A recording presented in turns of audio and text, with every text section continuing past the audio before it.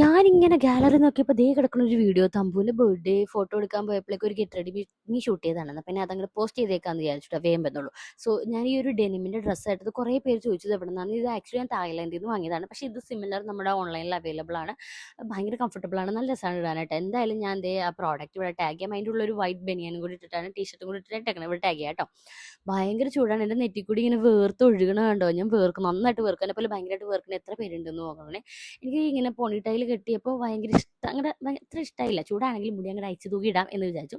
പിന്നെ കുറച്ച് ലിപ്സ്റ്റിക്ക് ഇട്ട് മസ്കാരയൊക്കെ ഇട്ട് സെറ്റ് ചെയ്ത് ഞാൻ ഒരു സ്ഥലത്ത് പോയി കഴിഞ്ഞ് വന്നിട്ടാണ് ഫോട്ടോഷൂട്ടിന് പോയത്. ഭയങ്കര തിരക്കായിരുന്നു, അതുകൊണ്ട് വലിയ മേക്കപ്പ് ഒന്നും ചെയ്യാൻ പറ്റില്ല. റോ ആയിട്ട് തന്നെ അങ്ങോട്ട് പോയി.